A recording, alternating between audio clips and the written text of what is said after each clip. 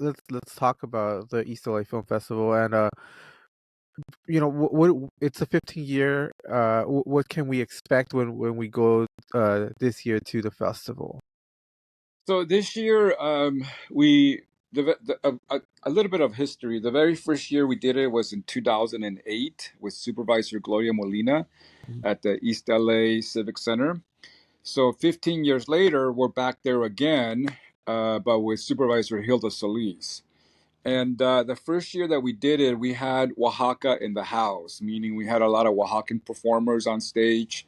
We had bandas. We had a Day of the Dead procession that went all around the park and ended at the on stage. And then at sundown, we had the films. So this year we're doing the same thing. And we start at 2 p.m. and we start with a lot of performers from Oaxaca.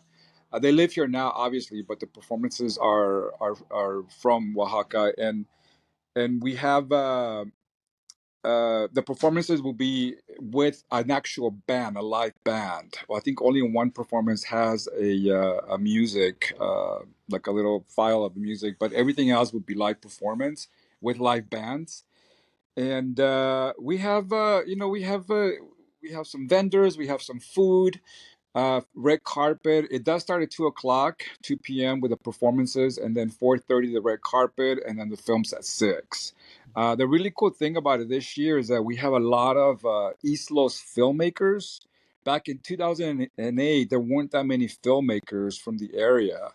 And 15 years later, we have a lot of new talent in the East LA area that we're able to showcase, and they'll be showcasing their films alongside other professional Hollywood filmmakers.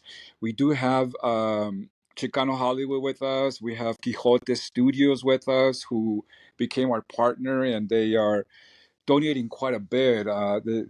They've been a really, really good partner. Also, Eastmont Community Center, a nonprofit who helped with the production of the festival, and the Ortega brothers as well.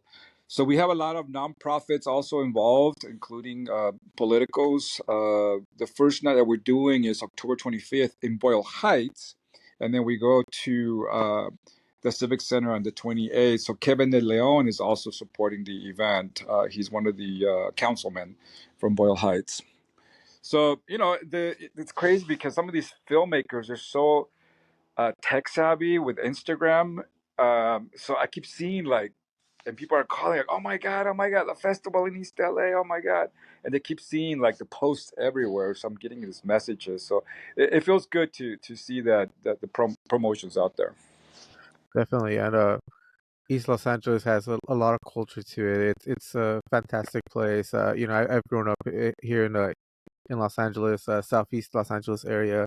How do you bring out the culture in East LA through a festival? What do you bring that helps highlight like the incredible people that live here? Yeah, so it's funny, not funny, but the culture. Every time we get a submit, we put out the request for submissions for films. I get people from Japan, from Brazil, from Sweden, from England, that know the culture and they like the culture. Especially the Japanese. It's a huge lowrider. Homey look fashion that they sport in Japan, and I think that the culture is so just so amazing on its own that it has managed to travel out of East LA into the world because it's I don't want to say it's a gangster culture, but it's got that vibe to it, Mhm. the lowrider vibe to it, the homie vibe to it that people just really like and gravitate to it. And I think the lowrider culture has traveled because of the beautiful cars, the beautiful art that makes up the car, and the way they the artistic level that they put into the cars. It's just unavoidable. I mean, it on its own. It's just took off. So one of the things that we do at the festival is we also bring the lowriders. We also bring part of that culture as well. in addition to the newer cultures that have arrived in LA, which is the Oaxaca performances, Oaxaca holidays, like the Day of the Dead that we celebrate here and in Oaxaca. So we also bring those two and add it to the East LA culture.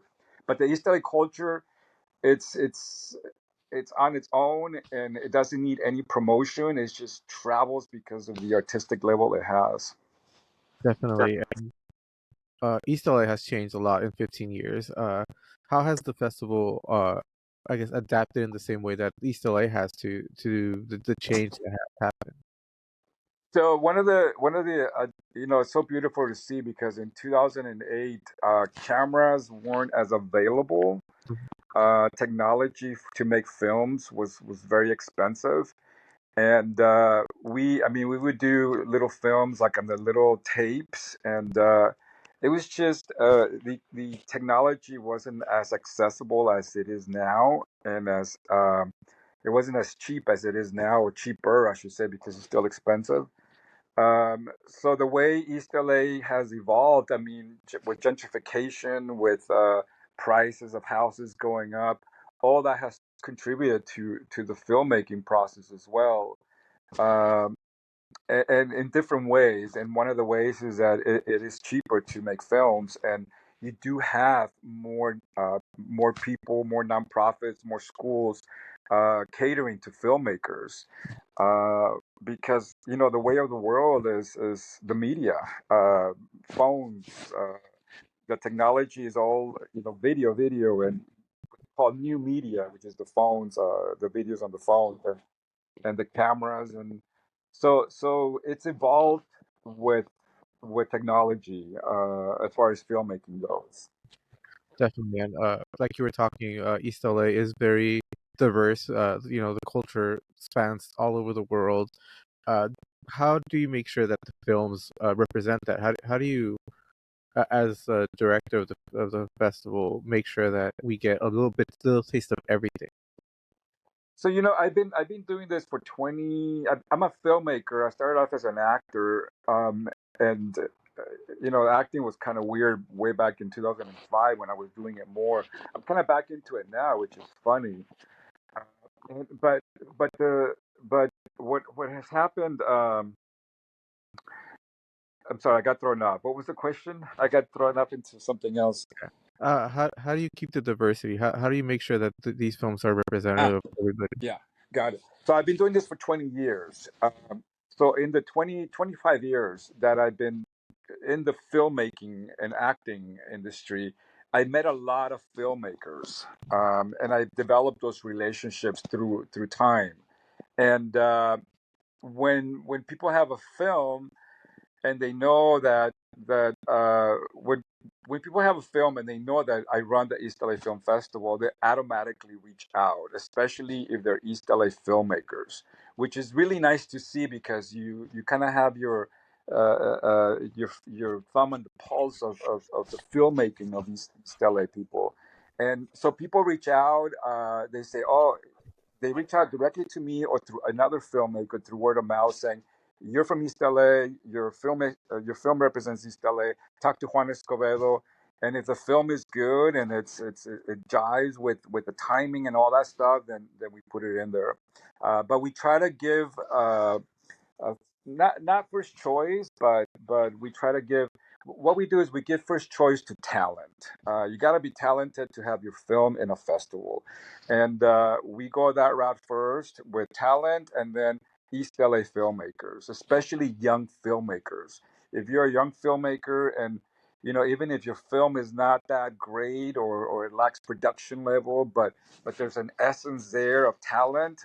We really promote it and try to push it and incorporate it into the festival. But we're always looking for films. I travel to different places for film festivals, and we're always looking for good films as well. Not just because you're from East LA, you're going to be in the festival, but we do want to give priority to those filmmakers. Definitely. You have so many films coming up this year. Which ones are the ones that you're most thrilled to see and have people react to? You know what? There's a film called Así es la vida by the Ortega brothers. And the Ortega brothers, we've developed this relationship the past 2 years. They're from Oxnard, which is an hour away, and you just kind of think, wow, Oxnard, farm country, right? Farm town, and there's these two talented young brothers that are coming out of there, and they have this film this year that we help actually produce.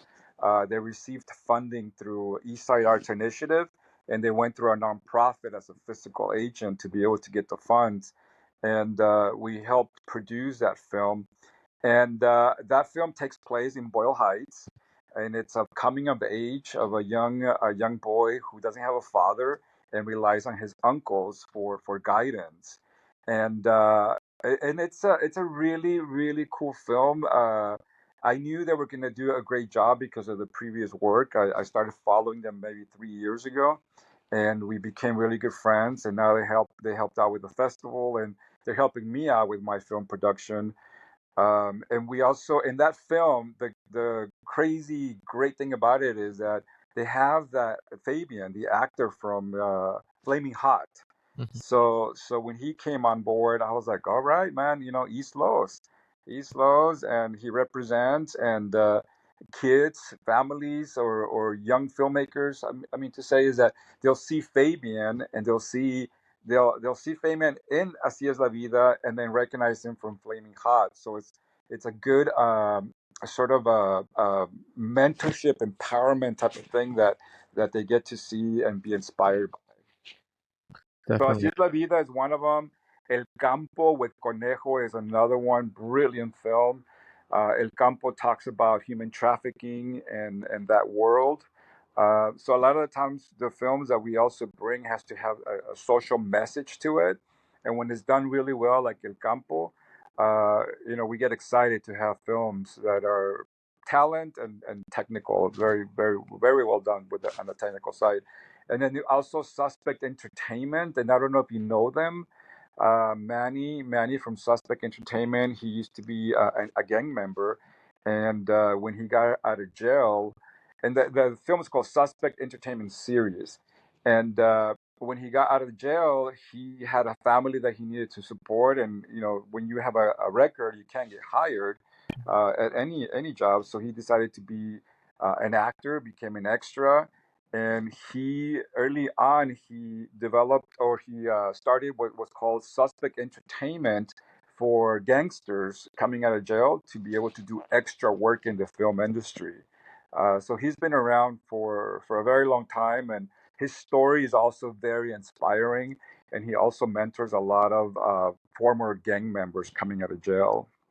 So those are the three films. We also have El Paisa, which is an LGBT themed film in Boyle Heights, which is great to see. And then there's a young lady, Jasmine. Her film is Kid Ugly, and she's a young, talented filmmaker out of East LA. And she received funding from McDonald's, and it's just so great to see that she was able to get this money and create a beautiful piece of work. Kid Ugly is the title of the film. So it's just amazing, amazing, amazing film, man. Amazing talent. Definitely. And what's the significance of the East LA Civic Center? Because you started it there and now you're going back there. So um, uh, in 2008, I had a short film that went to the Cannes Film Festival in France, and if you, I'm sure you've seen the my dog. Sorry, It's fine. it's the mailman. Every time the mailman comes, he freaks out. So, and I'm sure you've read about the Cannes Film Festival in France, because usually around May, that's when the festival happens, and it's all over the papers here and around the world. So I was there representing a film, and then I looked around. They had screenings on the beach. They had screenings at crazy places, like like the forest and mansions, and it was just it was like 2 weeks of films, and it was just the most amazing thing to see. And I thought, well, why not do something in East LA? So when I came back, I reached out to Gloria Molina's people, and I reached out to other nonprofits, and they said, yeah, let's do it. We'll help you. And they gave me the Civic Center. They said, can you work with a Civic Center? And I thought, yeah. And I was really excited, and I am excited now too, because in Cannes they had a huge screen, like a humongous screen on the beach, like on the water, and you got to sit on the sand, and you had the ocean between you and the screen. And I was like, wow, this is so amazing. So when they gave me the Civic Center, to East LA Civic Center, to do the film festival in 2008, it was just sort of like that little comparison. You had like little pond of ducks, of course in a smaller scale, but I just thought amazing, amazing, and being outdoor. So what happened that year in 2008, nonprofits came together to support the film festival. Businesses came together to support the film festival. And what it was mole, Frida Kahlo fashion, music, and films. So we had this fashion designer come, and he dressed all his models in Frida Kahlo looks, Mhm. and they paraded all throughout the park, and it was just the most amazing to see visually. And I always wanted to come back there, and this year we couldn't get East LA College because it was already booked, the theater. So I reached out to other nonprofits, and they said, well, we have the Civic Center. And I was like, perfect.